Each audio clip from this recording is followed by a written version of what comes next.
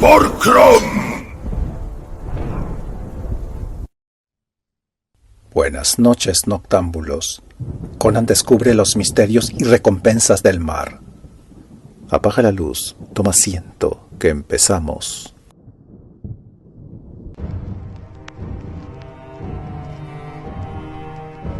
Crónicas Nemedias presenta Conan el Bárbaro. La Reina de la Costa Negra, de Robert E. Howard. Conan regresa a los reinos iborios, donde sirve como jefe de mercenarios en Nemedia, en Ofir y más tarde en Argos. En este último lugar, ciertas desavenencias con los representantes de la ley le obligan a embarcarse en la primera nave que sale hacia el extranjero. En el momento de producirse estos acontecimientos, Conan tiene unos 24 años. Capítulo 1. Conan se une a los piratas. Creedme, los verdes brotes despiertan en primavera y el otoño pintan las hojas con un fuego sombrío. Creedme, yo aún conservo virgen mi corazón para prodigar mis ardientes deseos a un solo hombre. La canción de Belid. Los cascos del caballo resonaban en la calle que conducía a los muelles. La gente que gritaba y se apartaba a su paso tuvo visión fugaz de un jinete enfundado en una cota de malla que cabalgaba sobre un negro corcel, mientras su capa de color escarlata ondeaba al viento. Del otro extremo de la calle llegaba el clamor de sus perseguidores, pero el jinete no volvió la cabeza. Irrumpió en el embarcadero y detuvo el caballo al borde del muelle. Los marineros lo miraron boquiabiertos, mientras izaban la vela de franjas en el palo de la galera, una nave ancha y de proa alta. El capitán, un hombre corpulento de barba negra, que se hallaba en la proa dirigiendo la maniobra de destraque, lanzó un grito iracundo, cuando el jinete saltó desde la silla del caballo y con un ágil brinco aterrizó en el centro de la cubierta. «¿Quién te ha invitado a subir a bordo?», preguntó a gritos el capitán. «Poneos en marcha», dijo el intruso con un rugido, subrayando la frase con un gesto violento y feroz, que hizo caer gotas de sangre de su espada. «Pero vamos hacia las costas de Kush», protestó el patrón de la nave. «Entonces yo también voy a Kush». El capitán lanzó una rápida mirada a la calle por la que venía un grupo de jinetes a todo galope. Más atrás venía un pelotón de arqueros, con sus armas colgadas al hombro. «¿Puedes pagar el pasaje?», preguntó el patrón del barco. «Te voy a pagar con acero», gruñó el desconocido de la cota de malla, mientras empuñaba una gran espada que lanzaba destellos azulinos bajo el sol. «Por Crom, que si no zarpas inmediatamente, voy a inundar la galera con la sangre de la tripulación».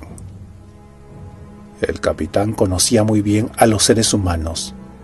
Echó un solo vistazo al rostro oscuro y lleno de pequeñas cicatrices del hombre de la espada, endurecido por la furia, y dio una orden a sus marineros. La galera se separó del muelle y los remos comenzaron a hundirse rítmicamente en el agua cristalina. Luego una ráfaga de viento hinchó la vela mayor. La ligera nave escoró levemente al impulso de la brisa y avanzó como un cisne, cortando a su paso las olas y dejando un rastro de espuma. En el muelle, los jinetes agitaban sus espadas, lanzaban gritos de amenaza y daban órdenes que los del barco desoyeron, acuciando a los arqueros para que se colocaran al borde del embarcadero, antes de que la nave quedara fuera del alcance de sus armas. «Dejad que ladren», dijo sonriendo el hombre de la espada, «y tú sigue tu rumbo, capitán». El patrón del barco descendió del pequeño puente de proa, avanzó entre las filas de remeros y ascendió al puente de popa. El desconocido permaneció allí, con la espada apoyada en el mástil, con la mirada alerta y el sable dispuesto a todo. El capitán le observó atentamente, procurando no acercarse demasiado a la enorme espada. Tenía enfrente a un joven alto, corpulento, cubierto con una negra cota de malla, llena de escamas, bruñidas grebas y un casco de acero azulino, del que salían un par de cuernos muy finamente pulidos. De sus hombros colgaba una capa de color escarlata que ondeaba al viento. Un ancho cinturón de cuero repujado, con una hebilla dorada, sostenía la vaina de la espada. Por debajo del casco asomaba una melena negra y lisa, que contrastaba con sus ardientes ojos azules. «Si vamos a viajar juntos», dijo el capitán, «será mejor que nos llevemos bien. Me llamo Tito y soy patrón de barco con licencia del puerto de Argos. Me dirijo hacia Kush para traficar con abalorios, sedas, azúcar y espadas con empuñadura de latón, a cambio de lo cual espero que los reyes negros me den marfil, copra, mineral de cobre, esclavos y perlas». El hombre de la espada lanzó una mirada a los muelles, que iban quedando rápidamente atrás, y donde los jinetes todavía agitaban los brazos en vano, pues parecían no encontrar una embarcación lo suficientemente rápida como para perseguir a la veloz galera. «Yo soy Conan el Cimerio», repuso el joven.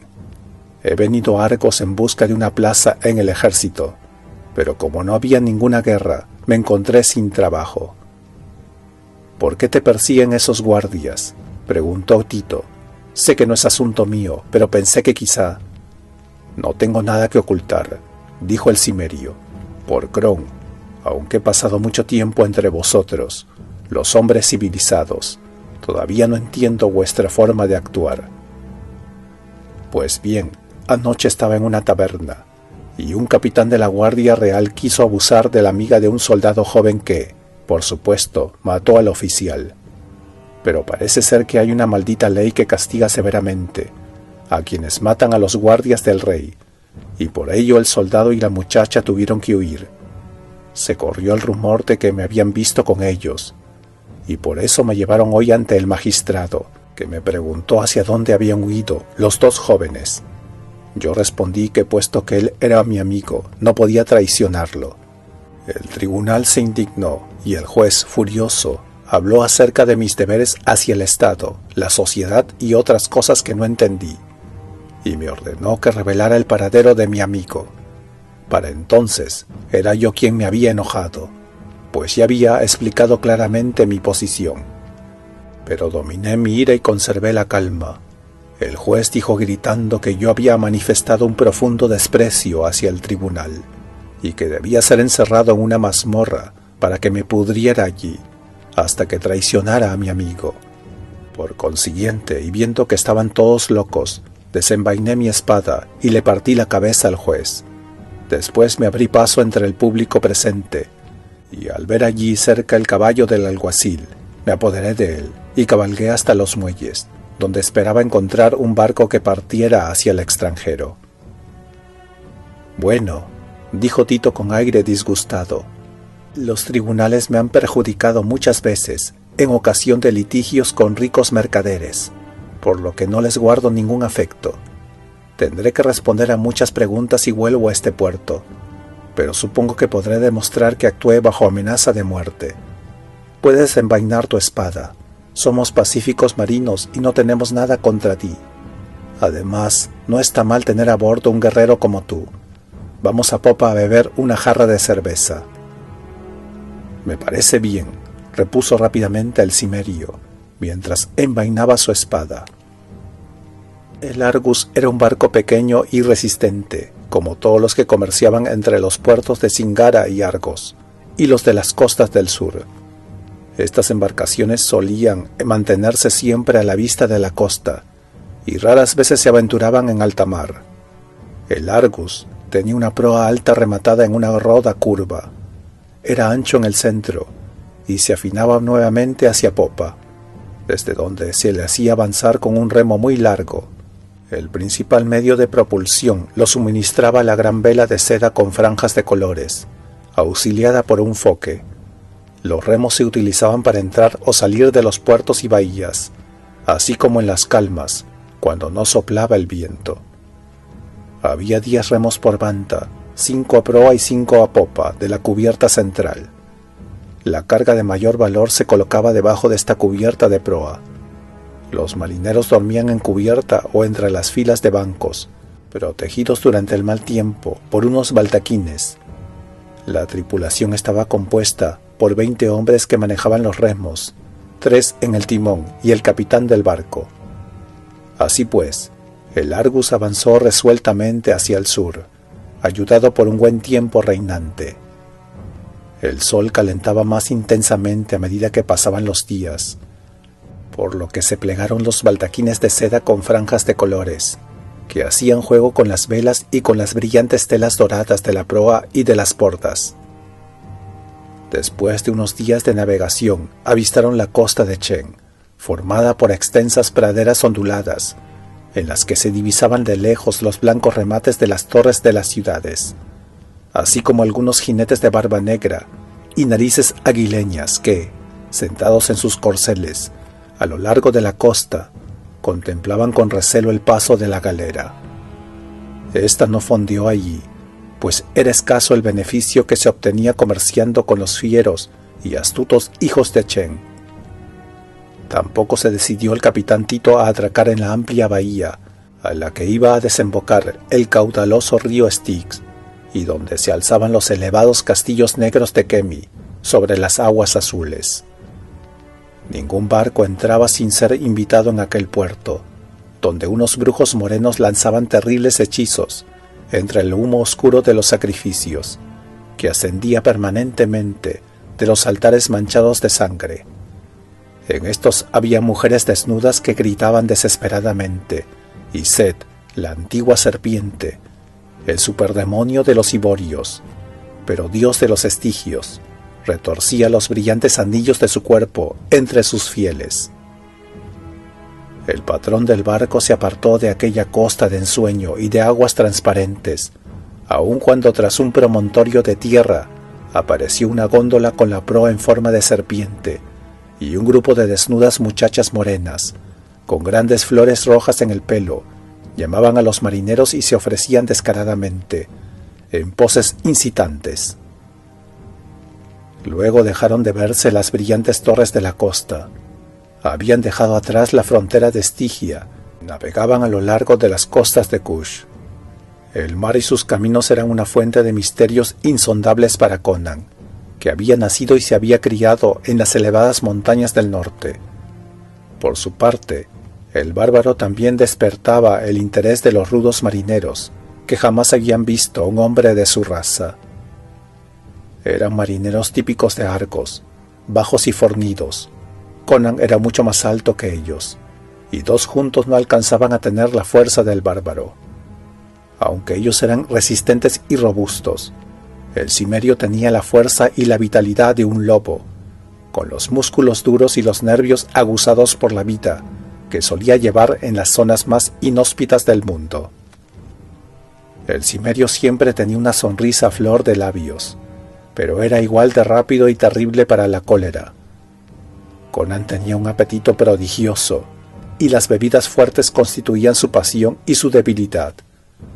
Era ingenuo como un niño en muchos aspectos, y no terminaba de acostumbrarse a los artificios de la civilización. Tenía una gran inteligencia natural, era muy celoso de sus derechos, y podía ser peligroso como un tigre hambriento. Aunque era joven por su edad, los viajes y las guerras lo habían endurecido, y su estancia en muchos países se hacía evidente en su indumentaria.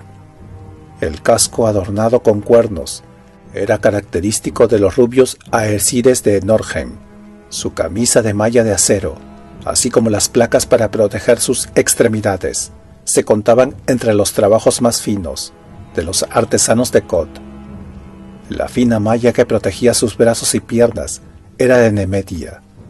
La espada que ceñía el cinto era un enorme sable forjado en Aquilonia, y su magnífica capa de color escarlata solo podía ser producto de los telares de Ofir. Siguieron navegando hacia el sur. Al cabo de un tiempo, el patrón del barco comenzó a buscar con la mirada las aldeas de altas murallas de las gentes de color. Pero al llegar a una bahía solo encontraron ruinas humeantes, y entre estas los cadáveres de negros desnudos. Tito lanzó un juramento.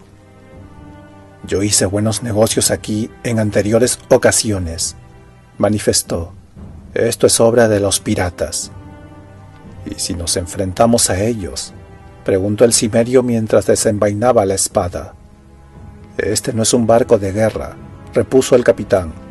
Nosotros escapamos, no luchamos. Sin embargo, algunas veces hemos vencido a la tripulación de un barco pirata, aunque nunca nos hemos enfrentado al Tigresa de Belit. ¿Quién es Belit?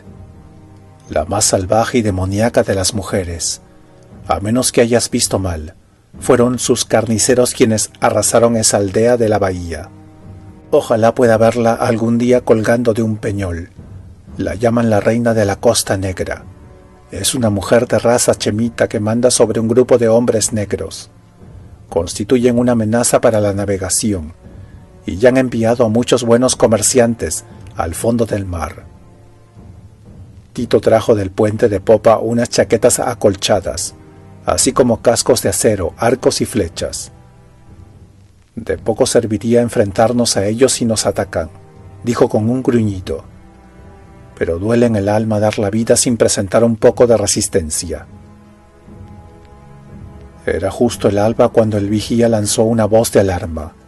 En torno al extenso cabo de una isla situada a estribor, se deslizó la forma amenazante y esbelta de una larga galera con una cubierta que iba de proa a popa a más altura de lo normal. 40 remos a cada lado la impulsaban velozmente por el agua, y las bordas estaban atestadas de negros desnudos, que entonaban cánticos y golpeaban sus lanzas contra unos escudos ovalados. En lo alto del mástil ondeaba un largo pendón de color carmesí. «Belit», exclamó Tito palideciendo. «Atención, poned la nave a cubierto». «Vamos hacia aquella caleta. Si conseguimos llegar a la costa antes de que nos aborden, tendremos posibilidades de escapar con vida». Inmediatamente el Argus viró y se dirigió hacia los rompientes que se encontraban a lo largo de la playa sembrada de palmeras. Tito iba a un lado a otro, exhortando a los jadeantes remeros que multiplicaran sus esfuerzos. Al capitán se le pusieron los pelos de punta y sus ojos lanzaban destellos. «Dadme un arco», dijo Conan. «No lo considero un arma de hombres, pero he aprendido a manejarlo con los irgianos, y me resultará fácil abatir a unos cuantos enemigos en la cubierta de aquel barco». De pie sobre el puente de popa, el cimerio observó la galera en forma de serpiente que avanzaba ligeramente sobre las olas, y aunque era hombre de tierra, le resultaba evidente que el Argus jamás podría ganar aquella carrera. Las flechas que lanzaban desde la cubierta de la nave pirata caían con un silbido en el agua, a menos de 20 pasos de la popa. «Será mejor que nos enfrentemos a ellos», dijo el cimerio bruscamente. «De lo contrario moriremos todos con una flecha clavada en la espalda y sin haber devuelto un solo golpe». «Remad fuerte, perros», rugió Tito, haciendo un violento ademán con el musculoso puño. Los barbudos remeros gruñeron al inclinarse aún más sobre los remos. Los músculos se marcaban en sus brazos, y su piel estaba completamente bañada en sudor. La madera de la pequeña y ancha galera crujía violentamente, mientras el casco hendía las aguas. El viento había dejado de soplar, y la vela colgaba floja en el mástil. La nave enemiga se acercaba inexorablemente, y se encontraban todavía a 1 milla de los rompientes, cuando uno de los hombres que manejaba el timón cayó sobre el palo con una larga flecha clavada en el cuello. Tito saltó para ocupar su lugar, y Conan, de pie y con las piernas abiertas sobre la cubierta de popa, levantó su arco. Ahora alcanzaba a ver algunos detalles del barco pirata. Los remeros estaban protegidos por unas planchas metálicas ligeras, dispuestas a los lados de la nave, pero los guerreros que danzaban sobre la alta y estrecha cubierta se hallaban totalmente al descubierto. Estaban casi todos desnudos y tenían el cuerpo pintado, llevaban plumas y empuñaban lanzas y escudos. En la elevada plataforma de proa se erguía una delgada figura cuya piel blanca constituía un deslumbrante contraste con el brillo de ébano de los hombres que se encontraban a su alrededor, Era Belid, sin duda alguna. Conan cogió una flecha con plumas, y entonces una especie de escrúpulo o vacilación desvió su mano, y lanzó el dardo que atravesó el cuerpo de un alto arquero emplumado que estaba al lado de ella.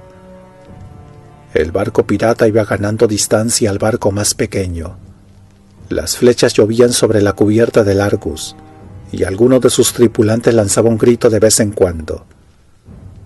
Todos los timoneles habían caído bajo la lluvia de flechas, y Tito manejaba solo el pesado timón, mientras lanzaba maldiciones y hacía esfuerzos inauditos con los brazos y piernas. Pero en ese momento se derrumbó con un estertor, porque una flecha que tenía clavada en la espalda le había atravesado el corazón. El Argus quedó a la deriva, a merced de la marejada. Los tripulantes comenzaron a gritar aumentando la confusión, y entonces Conan decidió tomar el mando como era habitual. «Arriba el ánimo, muchachos», rugió mientras disparaba una flecha. «Empuñad vuestras armas y devolved a esos perros algunos golpes, antes de que os corten el pescuezo. Ya de nada vale que os esforcéis sobre los remos. Los tendremos a bordo antes de 50 remadas». Los remeros abandonaron a la desesperada los bancos y cogieron sus armas. Era una actitud valiente pero inútil. Tenían tiempo para arrojar algunas flechas antes de que los piratas estuvieran encima de ellos. Sin nadie que manejase el timón, el Argus se balanceaba con fuerza, y un momento después el espolón acerado de la proa de los atacantes chocó contra el barco mercante por el centro de la nave. Los resones crujieron.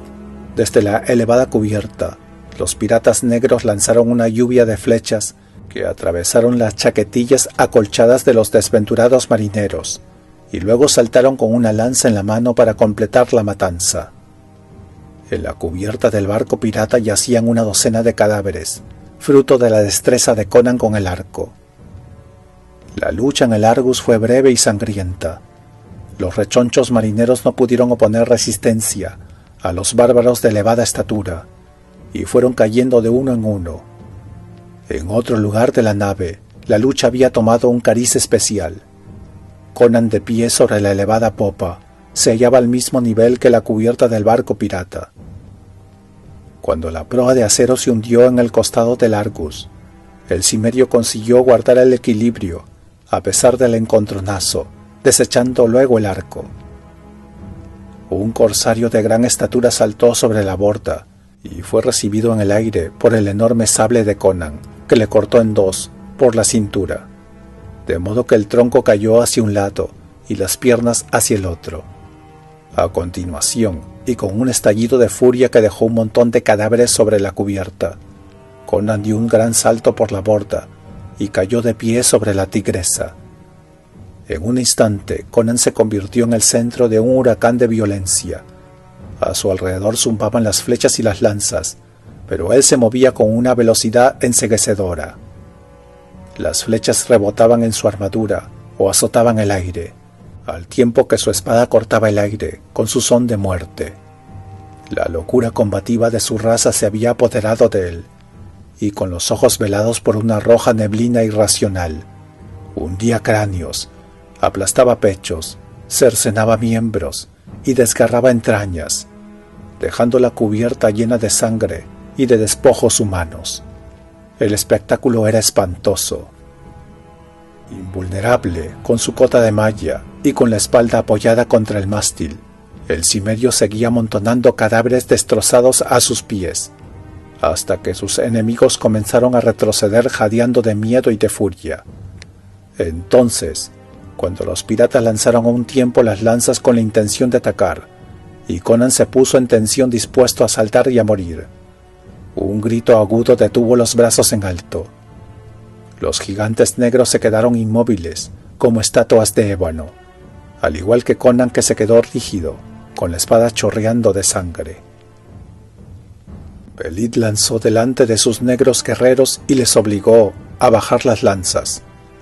Luego se volvió hacia Conan, con el pecho jadeante y los ojos centelleantes. Unos dedos fieros y ardientes estrujaron el corazón del cimerio, que se colmó de una fogosa admiración. La mujer era delgada, pero tenía formas de diosa, esbeltas y voluptuosas a un tiempo. Su único atuendo consistía en un ancho cinto de seda. Las blancas extremidades y las esferas marfileñas de sus senos hicieron latir el pulso de Conan con loca pasión, aún en medio del furor de la batalla pendiente.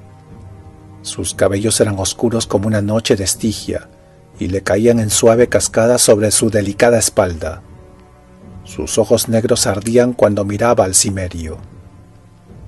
La joven era indómita como el viento del desierto, ágil y peligrosa como una pantera. Se acercó a Conan sin prestar atención a la enorme espada manchada con la sangre de sus hombres. El suave muslo de la mujer rozó la pierna de él. Sus labios rojos se entreabrieron cuando miró los sombríos y amenazantes ojos azules del cimerio. «¿Quién eres?», preguntó. «Por Ishtar, que jamás he visto a nadie como tú, a pesar de haber recorrido estos mares desde las costas de Singara hasta las últimas hogueras del sur. ¿De dónde vienes?». «De Argos», respondió él escuetamente, temiendo algún movimiento traicionero. Si la mano de la mujer se acercaba a la enjollada daga que llevaba en el cinto, de un solo manotón la dejaría sin sentido sobre la cubierta. Sin embargo, el cimerio, en lo más profundo de su ser, no temía. Había estrechado a demasiadas mujeres, civilizadas o bárbaras, en sus brazos de hierro, como para no reconocer el brillo que ardía en los ojos de aquella. «Tú no eres un blando iborio», exclamó ella. «Eres valiente y duro como un lobo gris. Esos ojos nunca se han visto encadilados por las luces de la ciudad. Esos músculos no se han ablandado por la vida fácil entre paredes de mármol». «Soy Conan el Cimerio», contestó él. Para las gentes de climas tropicales y exóticos, el norte era un intrincado reino mítico poblado de feroces gigantes de ojos azules, que de cuando en cuando descendían de sus heladas tierras con una antorcha y una espada. Sus incursiones nunca los habían llevado más al sur de Chen, por lo que aquella joven chemita no distinguía entre aesires, vanires o cimerios. Con su inequívoco instinto femenino, se había dado cuenta de que había hallado a su amante y de que su raza no significaba nada, salvo para proporcionarle el encanto que confieren los países remotos. «Y yo soy Belit», exclamó ella, como diciendo, «soy una reina».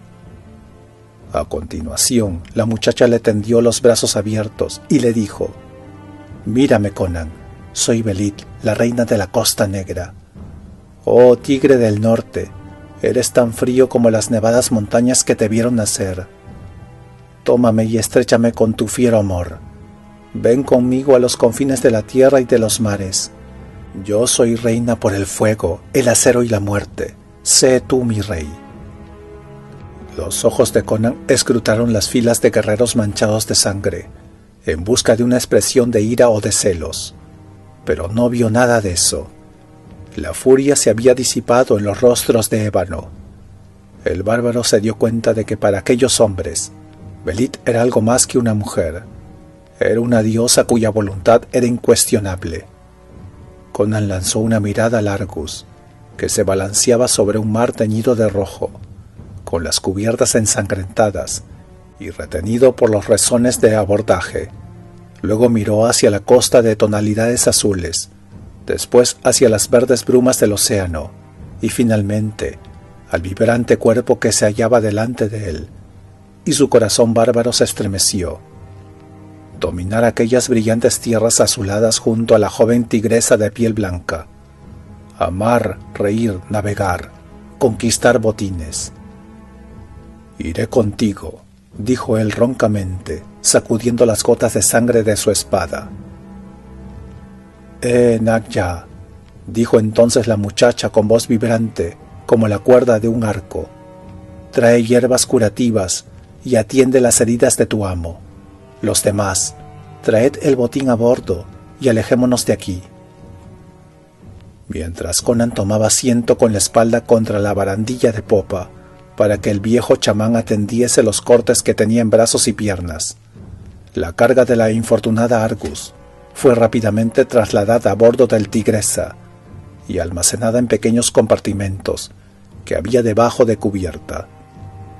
Los cadáveres de los tripulantes del barco mercante y de los piratas que habían muerto durante la batalla fueron arrojados por la borda y sirvieron de alimento a los tiburones que infestaban aquellas aguas. Los piratas heridos quedaron en el centro de la cubierta para ser curados. A continuación se soltaron los resones de abordaje, y mientras el Argus se hundía silenciosamente en las aguas teñidas de sangre, el Tigresa se alejaba hacia el sur entre rítmicos golpes de remo. Cuando el barco comenzó a navegar por las cristalinas aguas azules, Belit subió a popa. Sus ojos ardían como los de una pantera en la oscuridad, cuando se quitó sus adornos, sus sandalias y su cinto de seda, y arrojó todo a los pies del cimerio. Entonces, poniéndose de puntillas, con los brazos extendidos hacia arriba y completamente desnuda, gritó a sus gentes: «Lobos del mar azul, observad la danza del apareamiento de Belit, cuyos padres fueron reyes de Asgalum». Y bailó como un torbellino en el desierto, como una llama inextinguible, como el impulso de la creación y de la muerte. Sus pies blancos rozaban suavemente la cubierta manchada de sangre, y los moribundos se olvidaron de morir mientras la contemplaban extasiados. Entonces, al tiempo que las blancas estrellas brillaban tenuemente a través del terciopelo azul del atardecer, haciendo de su cuerpo una borrosa llama marfileña, Belit lanzó un grito salvaje y se arrojó a los pies de Conan. El ciego deseo del cimerio le hizo olvidar el mundo cuando estrujó su jadeante cuerpo contra las negras placas de su pecho acorazado. Capítulo 2. El loto negro. En aquella ciudadela de la muerte de piedras destrozadas, sus ojos cayeron en la trampa de aquel fulgor profano y terrible. Una extraña locura me oprimió con fuerza la garganta, como un rival que se interpone entre dos amantes. La canción de Belit. El Tigresa surcó los mares, y todas las aldeas negras de la costa se estremecieron. El tan-tan resonó en la noche, anunciando que la diableza del mar había encontrado un compañero, un hombre de hierro cuya violencia superaba las del león herido. Entonces los sobrevivientes de los despojados navíos estigios maldijeron el nombre de Belit y el del blanco guerrero de los ojos azules. Por ello, los príncipes estigios recordaron eternamente a este hombre, y su memoria fue un árbol amargo que dio frutos de color carmesí en los ojos que siguieron. Pero el Tigresa siguió navegando despreocupado con el viento errante hasta que ancló frente a las costas del sur, en la desembocadura de un caudaloso y turbulento río, cuyas orillas eran murallas selváticas llenas de misterio. «Este es el río Sarkeva, que significa muerte», dijo Belit. «Sus aguas son venenosas. ¿Ves cuán turbias y cenegosas fluyen? Solo los reptiles ponzoñosos pueden vivir en ese río. Los hombres de piel negra lo evitan siempre. Una vez, una galera estigia que huía de mi barco se internó por este río y desapareció. Yo anclé en este mismo lugar, y algunos días después la galera volvió flotando a la deriva sobre las oscuras aguas. Estaba desierta y su cubierta parecía manchada de sangre. Había un solo hombre a bordo, pero se había vuelto loco y murió sollozando. El cargamento estaba intacto, pero la tripulación había desaparecido silenciosa y misteriosamente. Amado mío, yo creo que a orillas de este río hay una ciudad. He oído relatos acerca de torres gigantescas y de murallas que contemplaron desde lejos los pocos marinos que osaron remontar esta corriente. Nosotros no tenemos a nada ni a nadie. Conan, vayamos hacia allí y saqueemos la ciudad. Conan asintió, como hacía generalmente cuando Belit trazaba un plan. Ella era quien planeaba las incursiones, y el cimerio quien las llevaba a cabo. Poco le importaba a él hacia dónde navegar, o contra quién combatiesen, mientras no dejaran de navegar y de combatir. El Cimmerio estaba satisfecho con este tipo de vida. Las batallas habían mermado la tripulación. Solo quedaban unos 80 lanceros, apenas lo suficientes para la larga galera. Pero Belit no quería perder el tiempo navegando hacia el sur, hasta las remotas islas donde reclutaban a sus bucaneros. La fogosa muchacha estaba deseando emprender aquella aventura. Por consiguiente, el Tigresa se internó por la desembocadura del río. Los remeros tuvieron que esforzarse a fondo para superar el empuje de la caudalosa corriente. Doblaron el misterioso recodo que impedía la vista desde el mar, y al atardecer ya navegaban entre los bancos de arena en la que se movían extraños y ondulantes reptiles. Pero no vieron ni un solo cocodrilo, ni divisaron animal alguno, ni pájaros que acudieran a saciar su sed en aquellas aguas. Continuaron avanzando en la oscuridad que precede a la salida de la luna, entre costas que eran como sólidas empalizadas de una vegetación impenetrable, de donde llegaba de vez en cuando un misterioso rumor de crujidos y de pisadas sigilosas, y se divisaba el fulgor de unos ojos amenazantes.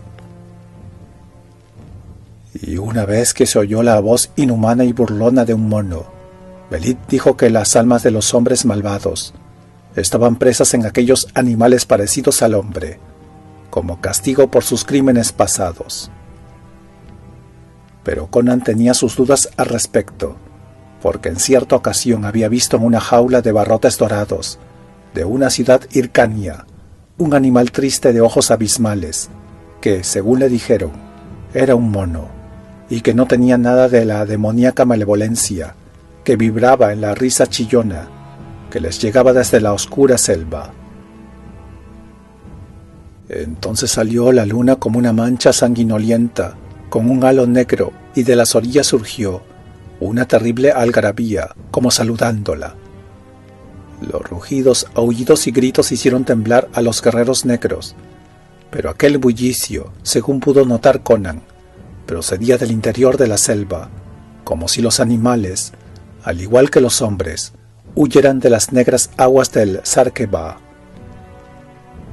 Elevándose por encima de la densa negrura de los árboles y de los imbriantes bosques frondosos, la luna plateaba la superficie del río, y la estela del barco se convertía en un centello de burbujas fosforescentes que se ensanchaba creando una luminiscencia de fulgurantes piedras preciosas. Los remos se hundían en las aguas y salían como empapados de plata helada. Las plumas de los guerreros se balanceaban bajo el viento, y las gemas de las empuñaduras y arneses resplandecían con una luz helada. La fría luz de la luna iluminaba también las joyas que adornaban los negros rizos de Belit, cuando extendió su hermoso cuerpo sobre una piel de leopardo, colocada sobre la cubierta. Apoyada sobre los codos y con la barbilla entre las manos, la joven observaba el rostro de Conan, que estaba acostado a su lado, con la oscura melena agitada bajo la tenue brisa. Los ojos de Belit eran como oscuras gemas que ardían a la luz de la luna. El misterio y el terror nos rodean, Conan, y nos deslizamos hacia el reino del horror y de la muerte, dijo Belit. ¿Tienes miedo? Por toda respuesta él se limitó a encoger los hombros, cubiertos con la cota de malla. Tampoco yo tengo miedo, repuso ella con aire meditabundo. Jamás lo tuve. He contemplado demasiadas veces los desnudos colmillos de la muerte. Dime, Conan, ¿temes a los dioses? Yo no pisaría sus sombras, contestó el bárbaro prudentemente. Algunos son malignos y otros son propicios, al menos, eso afirman sus sacerdotes. Mitra, la diosa de los iborios, debe ser una diosa fuerte, porque su pueblo ha construido ciudades en todo el mundo, pero hasta los iborios temen a Set, y Bel, dios de los ladrones, es un dios bueno. Cuando yo era ladrón en Zamora, aprendí mucho de él. ¿Cómo son los dioses de tu pueblo? Nunca te he oído hablar de ellos. El dios principal es Kron, pero de nada vale invocarlo. Le importa muy poco si los hombres viven o mueren. Es mejor callar que reclamar su atención, ya que suele enviar desdichas y no fortuna. Es implacable y sin compasión, pero infunde poder para luchar y matar en el momento de nacer. ¿Qué más puede pedir un ser humano? ¿Y cómo es vuestro mundo más allá del río de la muerte?, insistió ella. En el culto de mis gentes no hay esperanza, aquí ni en el más allá, respondió Conan. En este mundo los hombres luchan y sufren en vano, y solo encuentran placer en el torbellino enloquecedor de la batalla. Una vez muertos, sus almas entran en un reino gris, lleno de nubes y azotado por vientos helados, donde vagan tristes y melancólicas durante toda una eternidad. Belit se estremeció y dijo: «Por mala que sea la vida, es mejor que semejante destino. ¿Tú qué crees, Conan?». El cimerio se encogió de hombros una vez más y dijo: «He conocido muchos dioses. Quien niegue su existencia está tan ciego como el que confía en ellos, con una fe desmesurada. Yo no busco nada después de la muerte. Puede que exista la oscuridad de la que hablan los escépticos nemedios, o el reino helado y nebuloso de Kron, o las llanuras nevadas o los grandes salones de piedra del Valhalla, de los habitantes de Norgen. No lo sé, ni me importa. Que me dejen vivir intensamente mientras viva. Quiero saborear el rico jugo de la carne roja y sentir el sabor ácido del vino en mi paladar, gozar del cálido abrazo de una mujer y de la jubilosa locura de la batalla cuando llamean las azules hojas de acero. Eso me basta para ser feliz. Que los maestros, los sacerdotes y los filósofos reflexionen acerca de la realidad y la ilusión.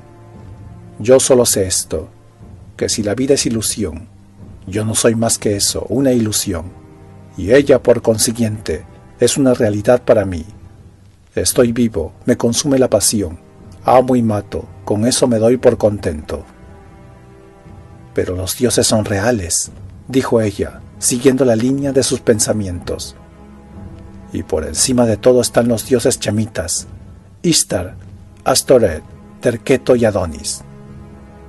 Bel también es chemita, pues nació en la antigua Chumir, hace muchísimo tiempo, y entró en el mundo riendo con su barba rizada y sus ojos pícaros e inteligentes, a robar las joyas de los reyes de la antigüedad.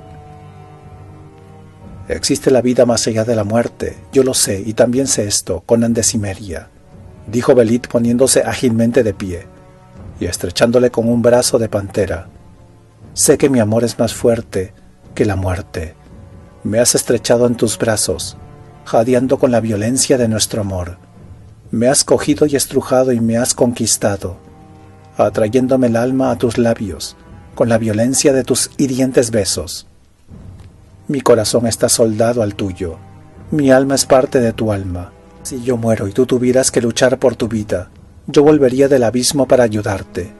Sí, lo haría tanto si mi espíritu flotara bajo las velas purpúreas del mar cristalino del paraíso, como si se retorciese entre las llamas del infierno. Soy tuya, y ni los dioses ni la eternidad podrán separarnos». Un grito de espanto llegó desde el puesto de proa. Tras apartar a Belit a un lado, Conan se puso en pie de un salto, con la espada resplandeciente bajo la luz de la luna, y los pelos de punta por la escena que estaba contemplando. El vigía negro se tambaleaba sobre la cubierta, apoyado en algo que parecía el tronco de un árbol oscuro y sinuoso, que se balanceaba sobre la barandilla. Entonces Conan se dio cuenta de que se trataba de una gigantesca serpiente, que había saltado por encima de la borda y sujetaba al desdichado vigía con sus enormes fauces. Las chorreantes escamas brillaban pálidamente bajo la luz de la luna, a medida que el reptil se retiraba de la cubierta, mientras el guerrero atrapado gritaba y se retorcía como una rata en los colmillos de una serpiente pitón. Conan corrió hacia la proa y alzando su enorme espada, casi cortó en dos al gigantesco animal, que era más grueso que el cuerpo de un hombre. La sangre empapó la cubierta, mientras el monstruo moribundo se alejaba sin soltar a su víctima, hasta que se hundió en el tenebroso río, anillo tras anillo, dejando tras de sí una sanguinolienta espuma, bajo la cual el hombre y el reptil desaparecieron juntos. A partir de entonces Conan prosiguió la guardia personalmente, pero ningún otro monstruo llegó reptando desde las cenagosas profundidades del río. Cuando el cielo clareaba en la selva, el cimerio divisó los negros colmillos de unas torres oscuras que se alzaban entre los árboles. Llamó a Belit, que aún dormía sobre la cubierta, envuelta en una capa de color escarlata, y ella corrió a su lado con los ojos brillantes por la emoción. La joven ordenó a sus guerreros que preparasen los arcos y las flechas. Entonces sus hermosos ojos se abrieron desorbitados. Lo que vieron cuando doblaron un recodo y quedó ante su vista aquella orilla era el fantasma de una ciudad. La maleza y los arbustos crecían profusamente entre las piedras rotas y las losas de lo que un tiempo habían sido calles, plazas y grandes patios. Por todas partes, excepto en la misma orilla del río, crecía la selva, ocultando columnas caídas y túmulos derruidos con su verde veneno. Aquí y allá se veían enormes torres que alzaban su precario equilibrio contra el cielo de la mañana, así como columnas rotas que sobresalían por encima de los muros en ruinas. En el centro de la plaza se levantaba una pirámide de mármol, rematada por una fina estatua, hasta que sus ojos agudos percibieron señales de vida. «Es un enorme pájaro», dijo uno de los guerreros, de pie en la popa. «No, es un murciélago monstruoso», afirmó otro. «Es un mono», dijo Belit. En ese momento el engendro extendió unas alas muy amplias y desapareció volando hacia la selva. «Era una especie de mono alado», dijo el viejo Oñaga, con gesto inquieto. «Será mejor que nos dejemos cortar el cuello antes de desembarcar en ese lugar. Está encantado». Belit se burló del supersticioso anciano y ordenó que la galera se acercara a la orilla y atracase en los muelles derruidos. Ella fue la primera en saltar a tierra, seguida de cerca por Conan. Luego desembarcó la tropa de piratas de piel de ébano, con sus blancas plumas ondeando bajo la brisa de la mañana, con las lanzas preparadas y los ojos observando con recelo la selva que los rodeaba. En aquel lugar reinaba un silencio tan siniestro como el de una serpiente dormida. Belit siguió entre las ruinas. Su vibrante y esbelto cuerpo, lleno de vida, contrastó extrañamente con la desolación y la destrucción que había a su alrededor. El sol se alzaba lentamente sobre la selva, llameante y amenazador, inundando las torres con una tenue luz dorada que hacía resaltar las sombras que se agazapaban entre los muros derruidos. Belit señaló una fina torre redondeada que parecía tambalear sobre unos inseguros cimientos. Conducía hasta ella un camino de losa flanqueada por columnas rotas, entre las que crecían plantas. Delante de la torre había un enorme altar. Belit recorrió con rapidez el antiguo camino de piedra y se detuvo delante del altar. «Este era el templo de los antiguos», le dijo a Conan. «Mira esos canalillos que hay a los lados del altar, son para la sangre. Las lluvias de 10.000 años no han conseguido lavar las oscuras manchas que hay en la piedra. Las paredes se han derrumbado y este bloque de piedra sigue desafiando el tiempo y los elementos». «¿Pero quiénes serán esos antiguos?», preguntó Conan. Ella extendió sus finas manos con un gesto de desamparo para subrayar sus palabras. «Ni siquiera en las leyendas se menciona a esta ciudad», dijo. «Pero fíjate en los orificios para las manos que hay en ambos extremos del altar. Los sacerdotes solían esconder sus tesoros debajo de sus altares. A ver si entre 4 de vosotros podéis levantar esa losa». Belit retrocedió unos pasos para dejar sitio al tiempo que miraba hacia la torre que se alzaba por encima de ellos. 3 de los guerreros más fuertes ya habían aferrado la losa por los huecos, que curiosamente no estaban hechos para manos humanas. Cuando Belit dio un gran paso hacia atrás, lanzando un grito de horror, los negros se quedaron paralizados en su sitio y Conan, que se había agachado para ayudarlos, giró en redondo al tiempo que lanzaba una maldición. «Hay una serpiente entre la hierba», dijo ella retrocediendo. «Ven a matarla, Conan. Vosotros seguid intentando alzar la losa. El cimerio se acercó rápidamente a la joven y otro negro ocupó su lugar. Mientras Conan examinaba la hierba en busca de la serpiente, los gigantescos negros se apoyaron firmemente sobre los pies y entre gruñidos fueron levantando poco a poco la piedra, con los músculos tensos debajo de la piel de ébano. La losa del altar giró repentinamente hacia un lado. Al mismo tiempo se oyó un terrible estruendo y la torre se desplomó sepultando a los 4 negros bajo los bloques de piedra. Un grito de horror surgió entre las filas de sus compañeros. Los finos dedos de Belit se clavaron en el brazo de Conan. No había ninguna serpiente, susurró ella. Era una artimaña para alejarte del altar. Sentí miedo, pues sabía que los antiguos guardaban bien sus tesoros. Ahora despejemos las piedras. Eso hicieron, y luego levantaron los cuerpos destrozados de los 4 hombres. Debajo de estos los piratas hallaron una cripta tallada en la roca viva. El altar, que giraba ingeniosamente hacia un lado por medio de rodillos de piedra, había servido de tapadera. A primera vista parecía que la cripta estaba llena a rebosar de un fuego líquido que reflejaba la temprana luz del sol, con 1.000.000 de facetas resplandecientes. Allí, ante los ojos atónitos de los piratas, había una fortuna incalculable: diamantes, rubíes, sanguinarias, zafiros, turquesas, piedras de la luna, ópalos, esmeraldas, amatistas y otras gemas desconocidas, que relucían como los ojos de una mujer maligna. La cripta estaba abarrotada de brillantes piedras preciosas que centelleaban bajo los rayos del sol. Al tiempo que lanzaba un grito, Belit se dejó caer de rodillas entre los escombros manchados de sangre, junto al borde de la cripta, y hundió sus blancos brazos hasta el hombro en aquel mar de esplendor. Luego retiró los brazos, aferrando algo que le hizo lanzar otro grito de asombro. Tenía en la mano una larga sarta de rubíes, que parecían coágulos de sangre, unidos por un grueso hilo de oro. Al reflejarse en el collar, la dorada luz del sol se convirtió en un resplandor rojizo. Los ojos de Belit parecían las de una mujer en trance. El corazón de los chemitas se emborrachaba con las riquezas y con el esplendor material, pero aquel espectáculo hubiera trastornado hasta el corazón del emperador de Chu Chang. «Recoged estas piedras preciosas, perros», gritó ella, sin poder dominar su emoción. «Mirad», un musculoso brazo negro señaló en dirección al tigresa, y Belit giró en redondo enseñando los dientes, como si esperara ver a un pirata rival acercándose para despojarla del botín. Pero solo vieron alzarse, por encima de la borda del barco, una oscura sombra que se alejó volando hacia la selva.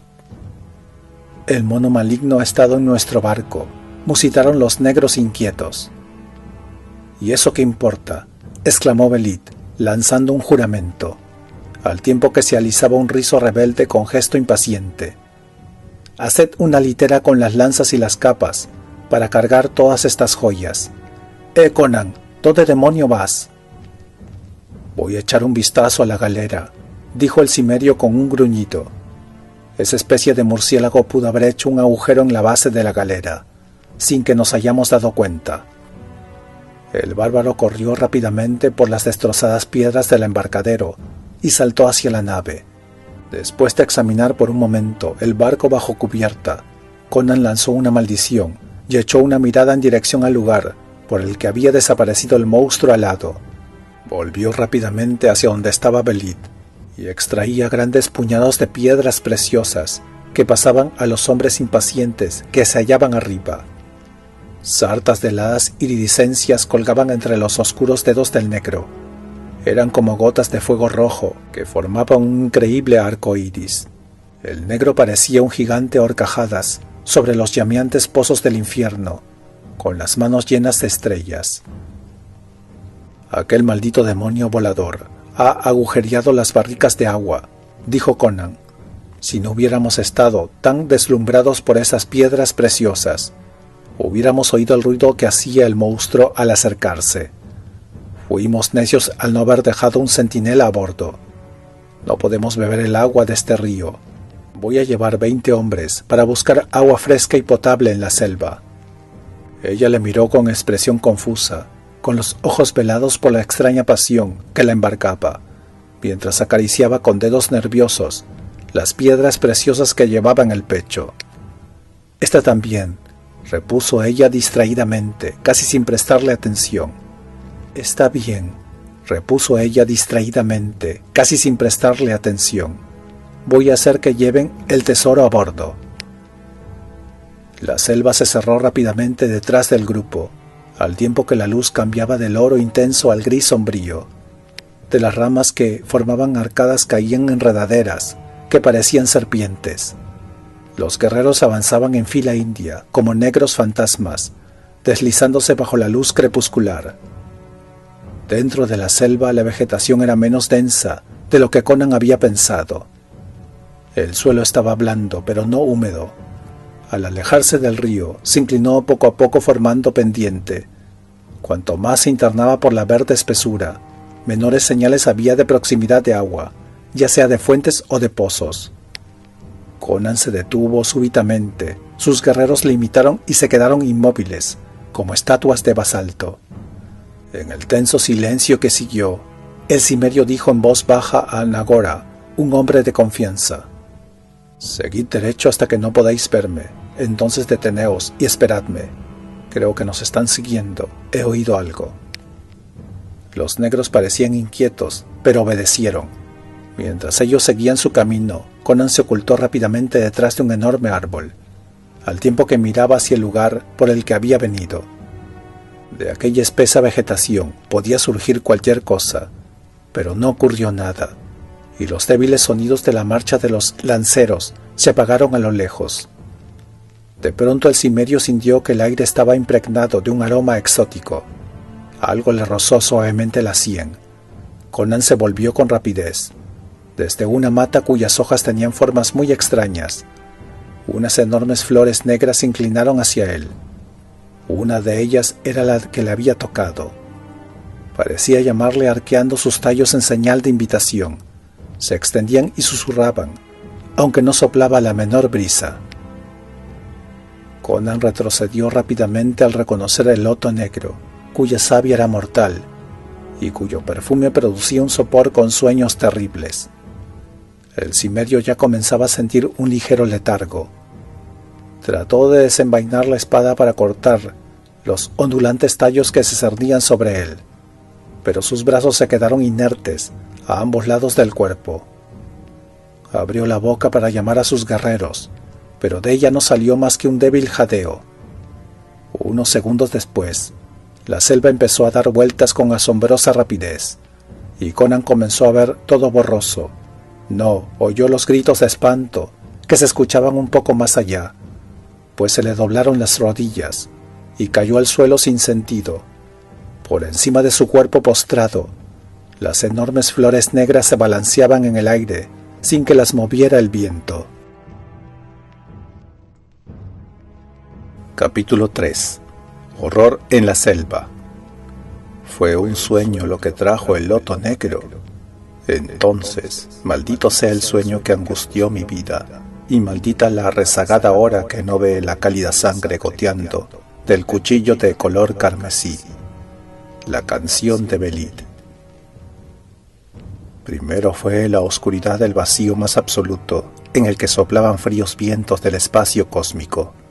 Luego unas formas vagas, monstruosas y etéreas se agitaron en el sórdido escenario de la nada, como si la oscuridad hubiera adoptado una forma material. El viento siguió soplando hasta que se formó un vórtice, una pirámide giratoria de rugiente negrura, del que salió la forma y la dimensión. Y de pronto, como si fueran nubes, las tinieblas se desvanecieron y una enorme ciudad de piedra de color verde oscuro se alzó a orillas de un río caudaloso que fluía por unas planicies sin límites. Por aquella ciudad se movían unos seres de formas extrañas. Aunque fundidos en el molde de la humanidad, se veía claramente que no eran hombres. Tenían alas y eran de dimensiones gigantescas. No provenían de una rama del misterioso tronco cuya evolución culminó con el ser humano, sino que se trataba del fruto maduro, de un árbol diferente y extraño.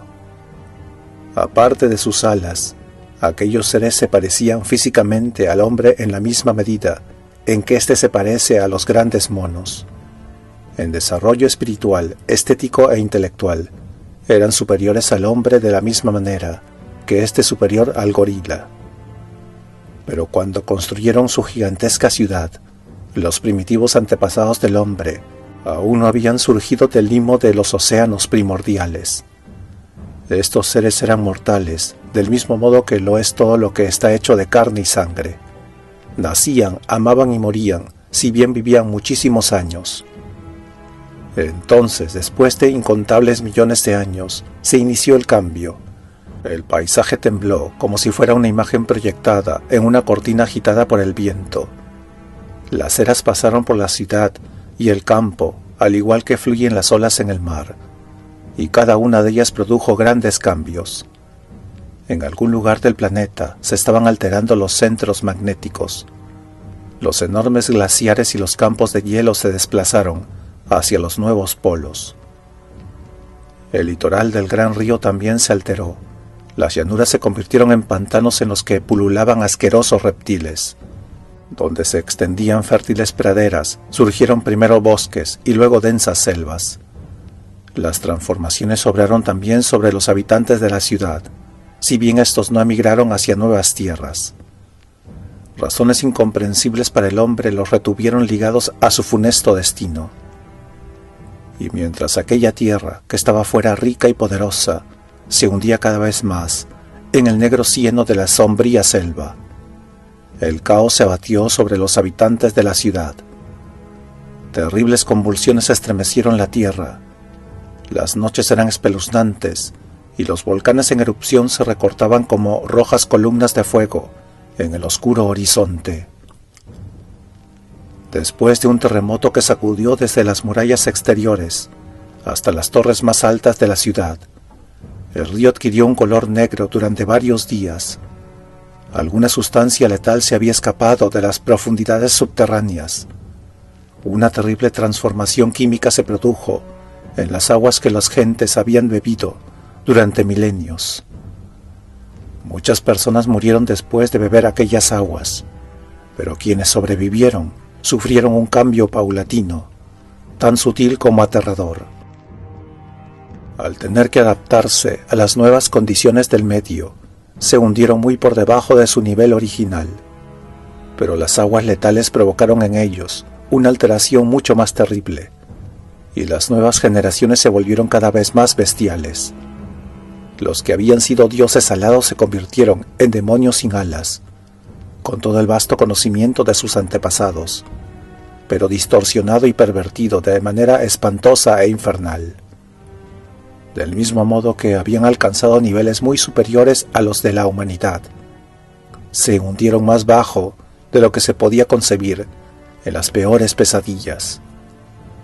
Morían pronto, víctimas de su propio canibalismo, y en medio de las tinieblas de la medianoche, estallaban en la selva tremendas peleas. Por último, entre las ruinas cubiertas por líquenes, entre los escombros de los que habían sido su esplendorosa ciudad, solo quedó un ser, un cuerpo agazapado y deforme, una horrenda perversión de la naturaleza. Luego aparecieron los primeros seres humanos, hombres de piel oscura y rostro aguileño, que llevaban arneses de cobre y cuero y utilizaban arcos. Se trataba de los guerreros de la prehistórica Estigia. Eran tan solo 50 hombres agotados, demacrados y hambrientos, a causa del prolongado esfuerzo. Estaban sucios y cubiertos de arañazos y de vendajes manchados de sangre fresca. La suya era una historia de guerras y derrotas, de una huida ante una tribu más fuerte que los llevó cada vez más hacia el sur, hasta que se perdieron en el gran océano de la selva y del mar. Se tendieron exhaustos entre las ruinas. Unas plantas que había allí y que solo florecían una vez cada siglo agitaron sus rojos pétalos a la luz de la luna. Entonces les invadió el sueño. Mientras dormían, un ser repulsivo de ojos ardientes salió reptando de las sombras y realizó espantosos ritos extraños sobre todos los durmientes. La luna colgaba del cielo sombrío tiñendo la selva de rojo y negro. Por encima de los hombres que dormían brillaban tenuemente las flores rojas como manchas de sangre. Luego la luna se ocultó y los ojos del nigromante relucieron como rubíes en la noche oscura, como el ébano. Cuando el alba extendió su blanco velo sobre el río, no había hombres a la vista, solo el espantoso ser alado y peludo que estaba agazapado en medio de un círculo de 50 hienas enormes de piel manchada, que apuntaban con sus temblorosos hocicos hacia el cielo mortecino y aullaban como las almas condenadas que en el infierno. A continuación, una escena siguió a la otra con vertiginosa rapidez. Hubo un movimiento confuso, un retorcerse y fundirse de luces y sombras contra el fondo de la negra selva, las ruinas de piedras verdes y el cenagoso río. Unos hombres negros llegaron río arriba en barcas que tenían una calavera en la proa. Otros se ocultaron sigilosamente entre los árboles, con lanzas en la mano. Corrían gritando en la oscuridad, huyendo de un par de ojos rojos y de unos colmillos imponentes. El aullido de hombres moribundos estremeció las sombras. Unos pies furtivos avanzaron en silencio, y unos ojos de vampiro horadaron las tinieblas con su fuego rojo. Hubo festines aterradores a la luz de la luna, ante cuyo disco luminoso una sombra con alas de murciélago aleteaba sin cesar. Y de repente, en claro contraste con aquellas escenas, por el recodo del río se vio llegar una larga galera atestada de brillantes cuerpos de ébano, en cuya proa se alzaba un gigante de piel blanca, cubierto con una malla de acero. En ese momento, Conan se dio cuenta de que estaba soñando.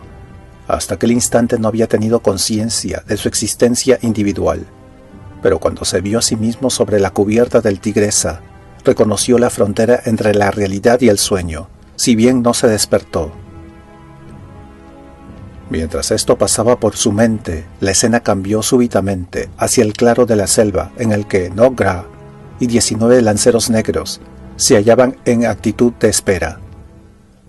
Cuando Conan empezó a comprender que le esperaban a él, un ser horroroso bajó del cielo, y la impasibilidad de los hombres fue interrumpida por el terror.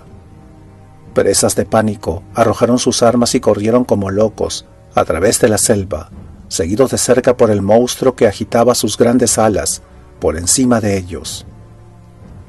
El caos y la confusión siguieron a estas visiones, mientras Conan luchaba por despertar con las pocas fuerzas que le quedaban. Se veía vagamente a sí mismo acostado bajo una movediza mata de flores negras, mientras desde los matorrales una figura repulsiva se arrastraba hacia él. Haciendo un esfuerzo titánico, Conan rompió las ligaduras invisibles que le mantenían preso en sus sueños y se despertó. El cimerio lanzó una mirada llena de asombro a su alrededor. Divisó cerca de él el loto negro que se agitaba y se apresuró a alejarse de la maligna planta. En el mullido suelo, cerca de donde se encontraba, vio un rastro que semejaba el de un animal al acecho antes de salir de su escondrijo, para luego retirarse sin llevar a cabo su propósito. Aquellas huellas parecían las de una hiena increíblemente grande. Conan gritó para llamar a Gora. Un silencio primordial se cernía sobre la selva, en la que sus gritos sonaron frágiles y huecos, como una burla. No podía ver el sol, pero su instinto de hombre salvaje conocedor de la naturaleza le indicó que el día llegaba a su fin. Una sensación de pánico le invadió al darse cuenta de que había estado sin sentido durante muchas horas. Rápidamente siguió las huellas de los lanceros hasta que llegó a un claro. Allí se detuvo en seco y un escalofrío le recorrió el cuerpo al reconocer el claro que había visto en el sueño que tuvo bajo la influencia del loto negro. Había escudos y lanzas desparramadas por todas partes, como si hubieran sido arrojados al emprender una precipitada fuga. Por las huellas que llevaban fuera del claro de vuelta hacia la espesura de la selva, Conan se dio cuenta de que los lanceros negros habían escapado frenéticamente de algo que les amenazaba. Las pisadas se superponían y se confundían entre los árboles. Con la velocidad del rayo, el cimerio salió de la selva y llegó hasta una rocosa colina empinada que caía de pronto formando un abrupto precipicio que tenía unos 12 metros de altura. En el borde del abismo había algo agazapado. Al principio, Conan creyó que se trataba de un enorme gorila negro. Luego vio que era un negro gigantesco que estaba sentado en cuclillas, como un mono, con los largos brazos colgando y una baba espumosa cayéndole de los labios. Solo cuando ese ser lanzó un alarido que parecía un sollozo y corrió hacia él levantando las manos, Conan advirtió que se trataba de Gora. El negro hizo caso omiso del grito de Conan y atacó con los ojos en blanco y los brillantes dientes al descubierto. Su rostro era una máscara inhumana.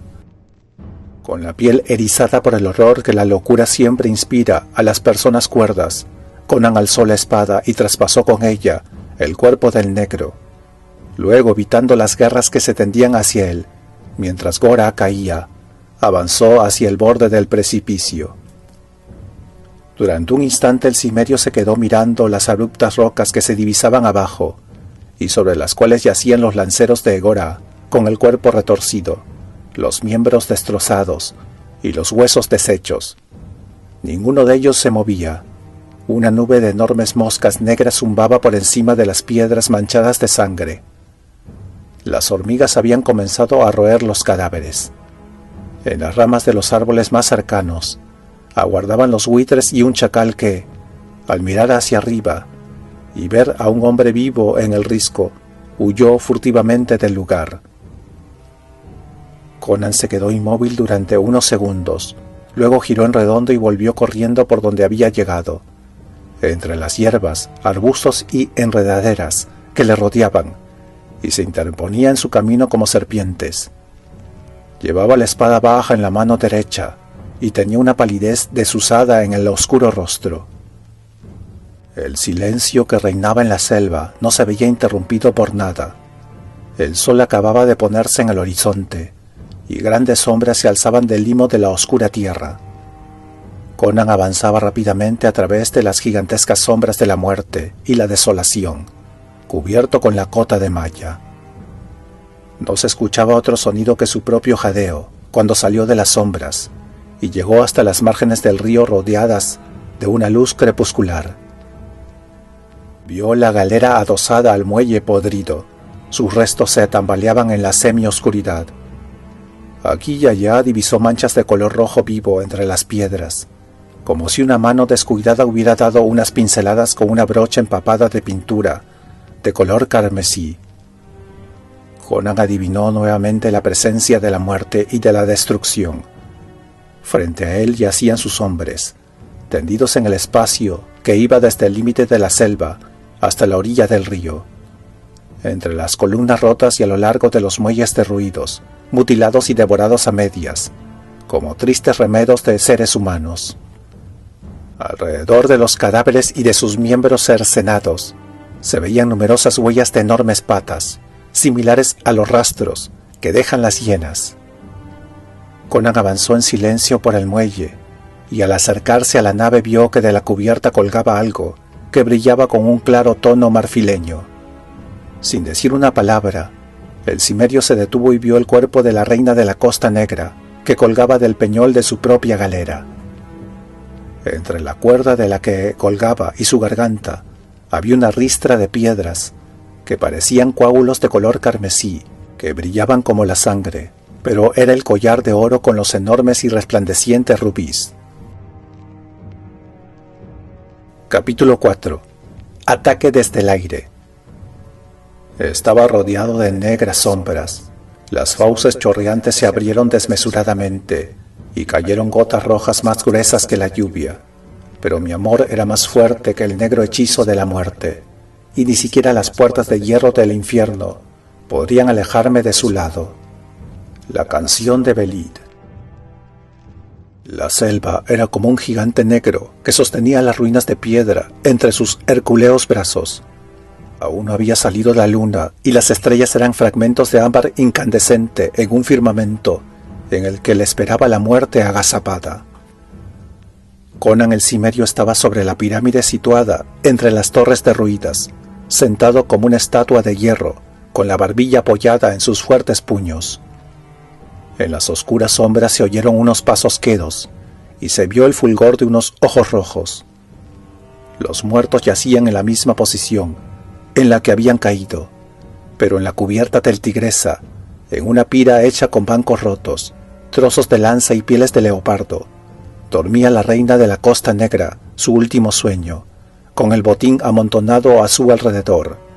Sedas, telas de oro, galones de plata, cofres llenos de joyas y de monedas de oro, lingotes de plata y teocalís dorados. Pero del botín de la ciudad maldita solo podían hablar las turbias aguas del Sarkeva, en las que Conan lo había arrojado al tiempo que lanzaba una maldición pagana. Ahora estaba sentado con gesto hosco en la pirámide, esperando a sus invisibles enemigos. La negra furia que alentaba en su corazón había alejado de él todo vestigio de temor. No sabía qué sombras podían surgir de la oscuridad, ni le importaba demasiado. Tampoco dudaba acerca de la veracidad de las visiones del Loto Negro. Comprendió que mientras le esperaban en el claro del bosque, Gora y sus compañeros habían sido atacados por el monstruo alado y que al huir, presas del pánico, se habían caído por el precipicio. Todos murieron menos su jefe, que de alguna manera había escapado a la muerte, pero no a la locura.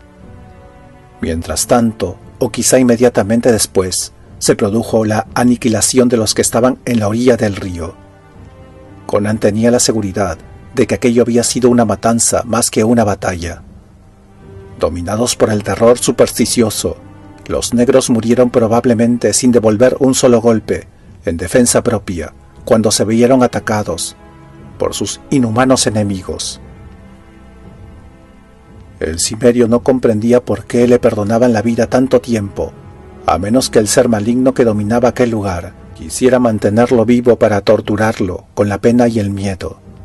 Todo apuntaba hacia una inteligencia humana o sobrehumana, la destrucción de las barricas de agua para dividir a los piratas, el hecho de haber atraído a los negros hacia el precipicio, y el último y más significativo detalle, la burla atroz del collar de rubíes, anudado como el dogal de un ahorcado alrededor del blanco cuello de Belit. Habiendo dejado, pues, al Cimerio como víctima escogida, y tras haberle infligido una refinada tortura mental, era probable que el desconocido enemigo concluyera el drama matándole a él también. Los ojos de Conan se iluminaron con una cruel sonrisa de hierro al pensar en esto. La luna se alzó arrojando fuego sobre el casco de cuernos del Cimerio. De repente el aire nocturno entró en tensión y la selva entera contuvo el aliento. Instintivamente, Conan comenzó a desenvainar su enorme espada. La pirámide sobre la que se encontraba tenía 4 caras. Una, la que daba a la selva, tenía unos amplios escalones. El Cimerio sostenía en una mano un arco chemita con el que Belit había enseñado a usar a sus piratas, y a sus pies había un montón de flechas con plumas. Finalmente algo se movió en la oscuridad, recortándose súbitamente contra la luna que se alzaba en el horizonte. Conan vio una cabeza y unos hombros oscuros, de aspecto bestial, y detrás de aquel engendro llegaban corriendo rápida y silenciosamente 20 hienas de piel manchada. Sus colmillos lanzaban destellos a la luz de la luna, y sus ojos brillaban como nunca habían brillado los ojos de un animal. Eran 20. Conan cogió una flecha, se oyó el chasquido de la cuerda del arco, y una sombra de ojos ardientes saltó por los aires y cayó al suelo retorciéndose.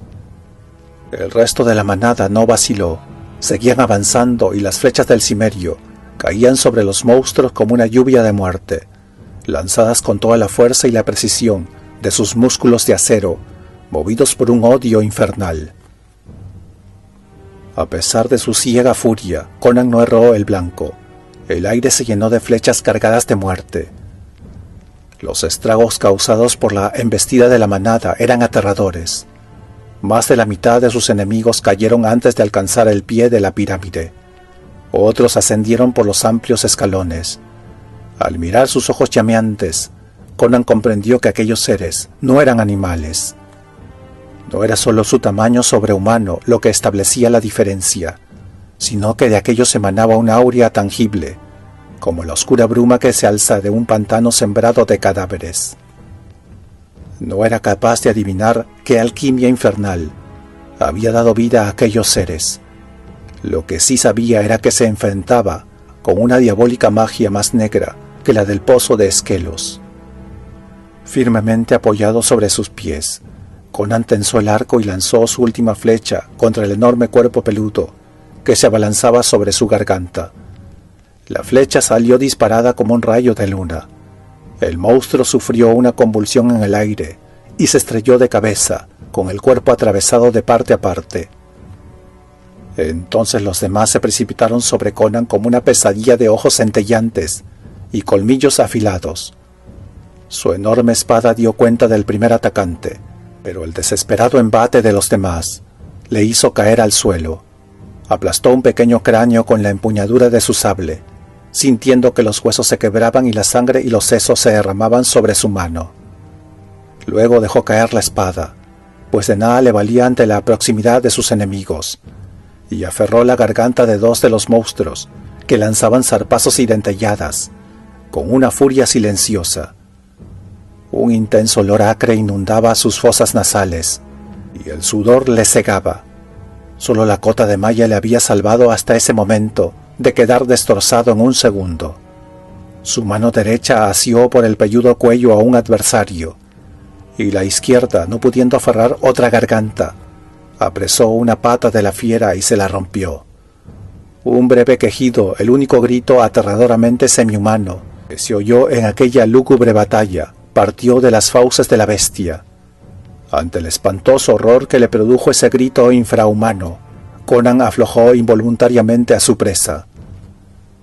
Otro de sus malignos enemigos, con la sangre chorreando de la destrozada yugular, saltó sobre Conan en un último espasmo de violencia y le clavó los colmillos en el cuello, si bien cayó muerto en el mismo instante.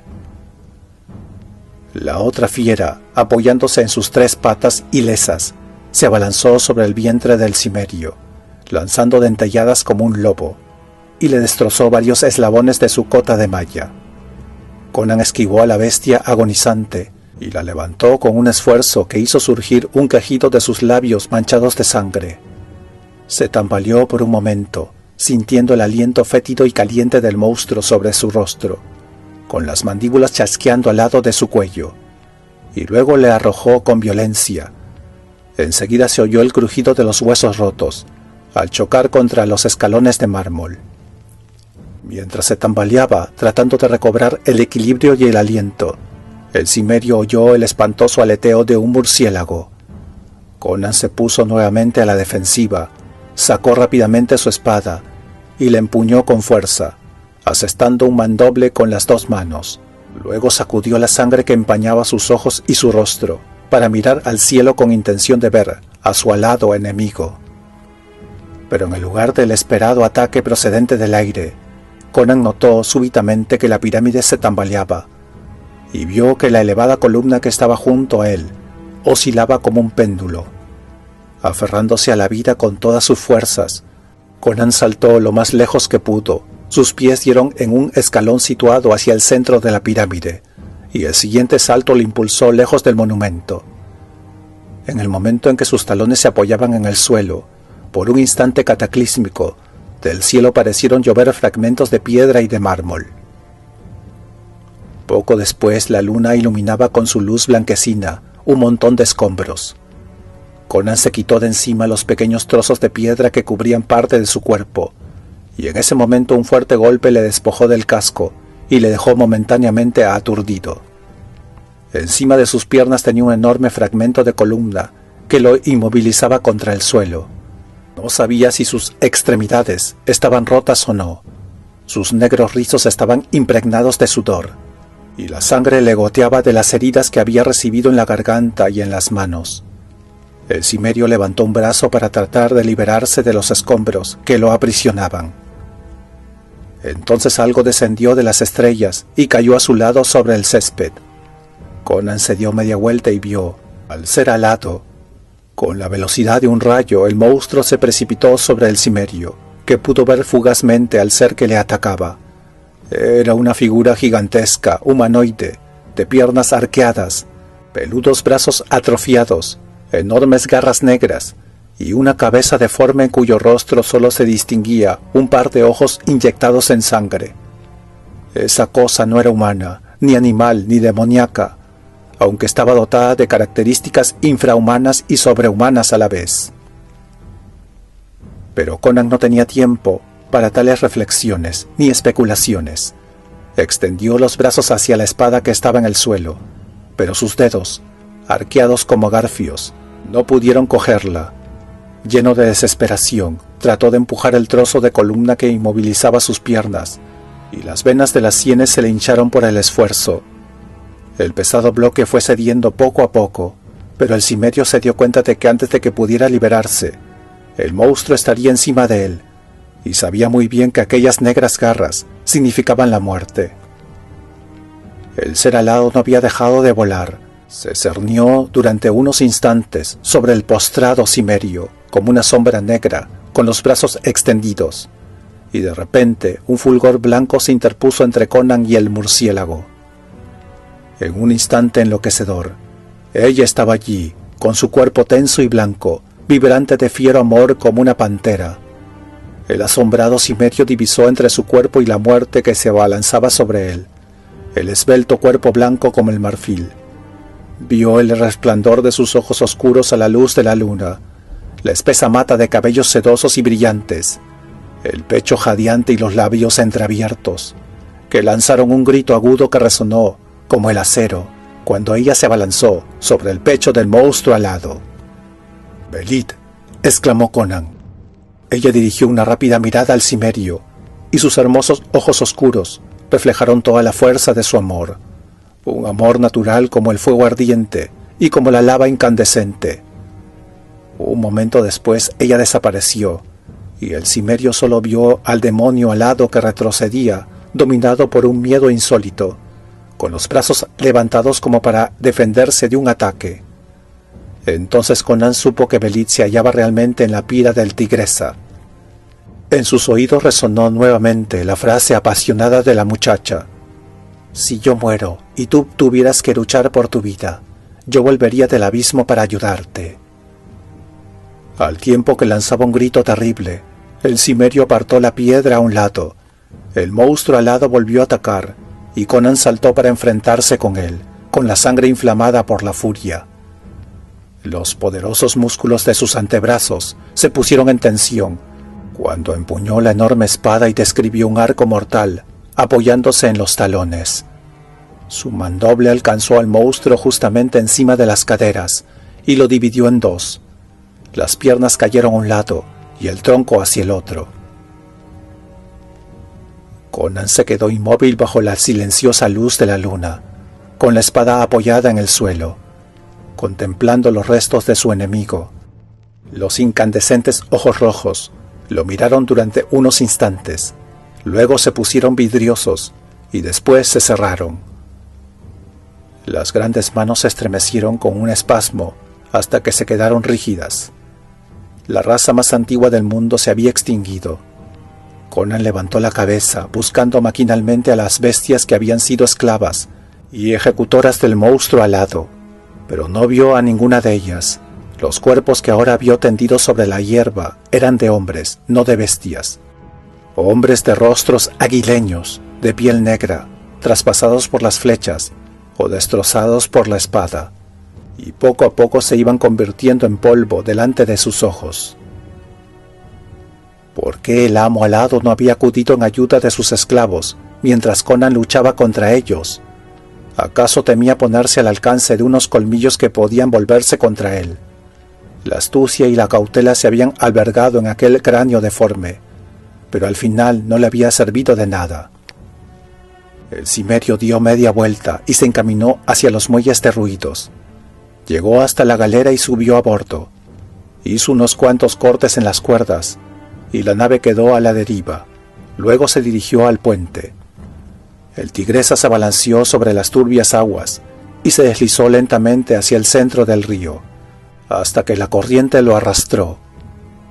Conan se inclinó sobre el timón, al tiempo que su sombría mirada se clavaba en el cuerpo, que se encontraba en la pira envuelto en su capa y rodeado de riquezas que valían el rescate de una emperatriz.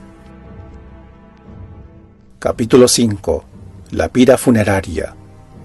Terminaron para siempre las aventuras. No se alzarán más los remos, ni ondearán las velas. El pentón escarlata ya no será el terror de las costas oscuras. Mares azules del mundo, recibid nuevamente en vuestro seno a la mujer que me habéis entregado. La canción de Belid. El alba atinó nuevamente las aguas del océano, de un tono violáceo. Un resplandor más rojo aún iluminó luego la desembocadura del río.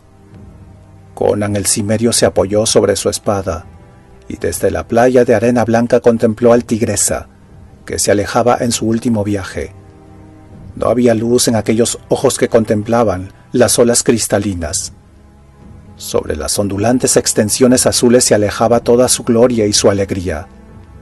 Un estremecimiento le sacudió de pies a cabeza, mientras la verde superficie del mar se convertía en una misteriosa bruma de color púrpura. Belid había formado parte del mar, al que había conferido esplendor y vitalidad.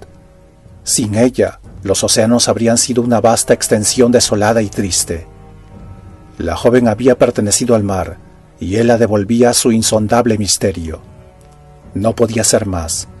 Para Conan, el radiante esplendor azul era más odioso, aún que los verdes bosques, que susurraban a sus espaldas, y a los que debía regresar. No había nadie conduciendo el timón del Tigresa, ningún remo impulsaba la nave sobre las aguas, pero un viento límpido y fresco henchía la gran vela de seda, y al igual que un cisne salvaje se remonta al cielo para buscar su nido, así avanzó la galera mar adentro, mientras las llamas ascendían cada vez más alto desde la cubierta, lamiendo el mástil y envolviendo el cuerpo cubierto con su capa de color escarlata. Así desapareció la reina de la Costa Negra. Siempre apoyado en su espada manchada de sangre, Conan permaneció en silencio hasta que el rojo fulgor se hubo desvanecido entre las brumas azules del horizonte, y el amanecer tiñó de rosa y oro la superficie del océano. Gracias a nuestros suscriptores y a nuestros Patreons que hacen posible que el canal siga creciendo. Muchas gracias. Estimado noctámbulo, si el video te gustó, por favor dale me gusta y suscríbete. Gracias.